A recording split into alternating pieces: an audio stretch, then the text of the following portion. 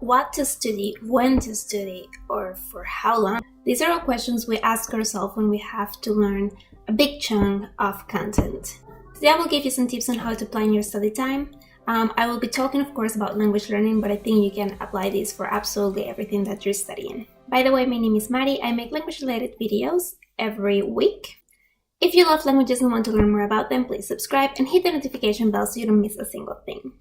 Today I will be talking about managing your time, how to plan the content you're learning, what to learn, and when to do it, or at what times, or how to really manage your learning time.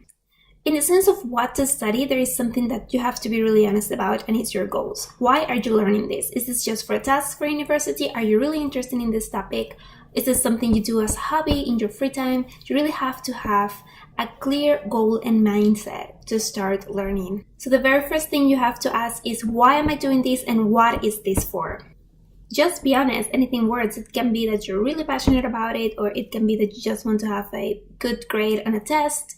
Just really be clear about your goal, because that way you will really be focusing on learning the things that you really need to learn. So I would recommend to list out 3 major goals that you have for learning this whatever topic it is, and put it somewhere you can see it.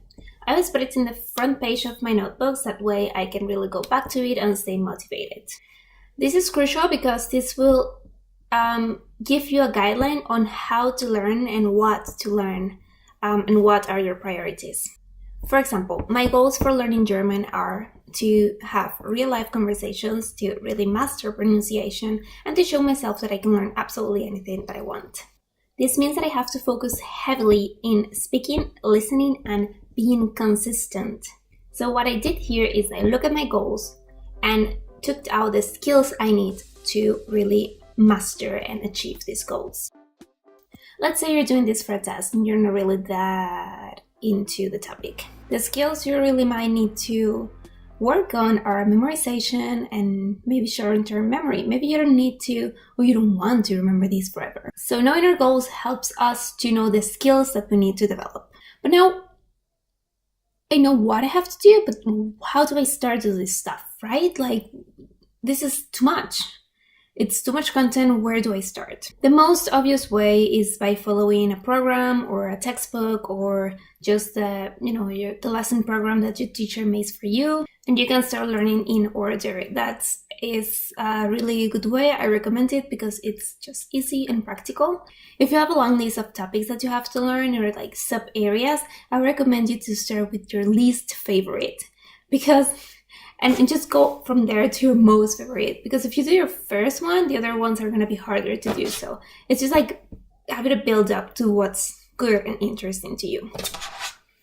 And this really applies for like school subjects or university subjects. I don't think this applies so much for something you're learning passionately. If you do self-study, as I do with German, I recommend you to visit teachers' sites. With languages, you can just go for like A1 topics and stuff like that, and just pick the one you're interested in and just use it.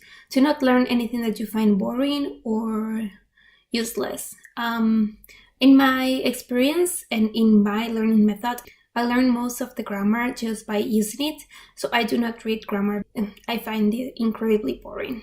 I'm not gonna spend my time doing that because it's not related to my goals. I just want to have real conversations, and I don't care if I don't speak perfectly.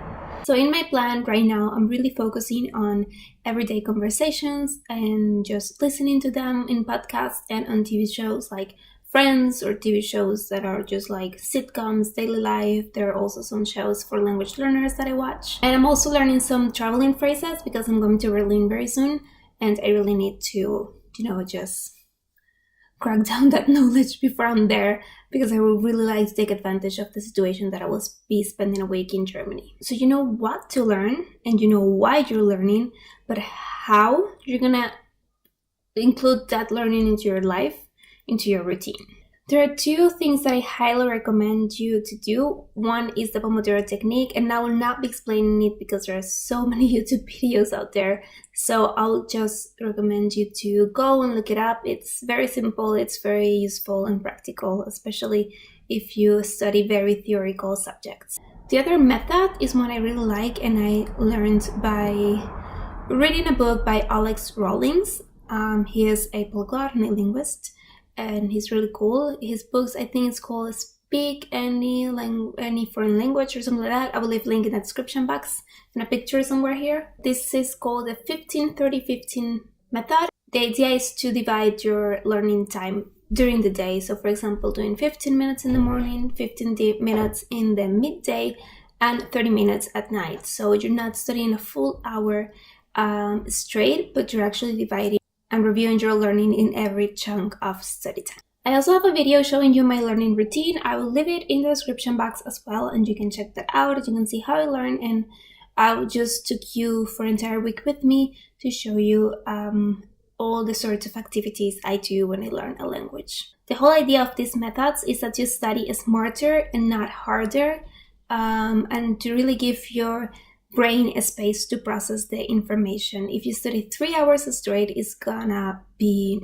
not so productive as it seems. So really divide the time during the day, and you will be less stressed as well, trust me. I want to know if you have tried the Pomodoro technique, and if you have, please leave a comment down below sharing your experience. I would love to see. I'm not the biggest fan of it, but I've seen many people using it successfully, so maybe it's because I have trouble concentrating for long periods of times.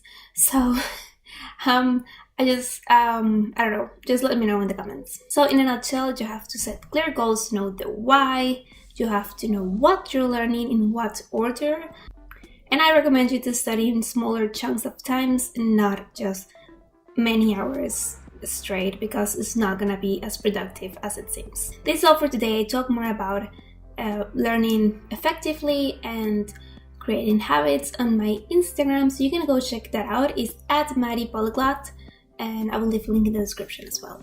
Thank you so much for your support. A special thanks to my patrons for supporting me in everything I do. If you do not know what a patron is, there's a link in my description explaining it. And to all of you watching, thank you. You all inspire me to keep learning and keep improving my videos. Don't forget to like this video and subscribe if you haven't already. This is all for today. I will see you next time. Bye bye!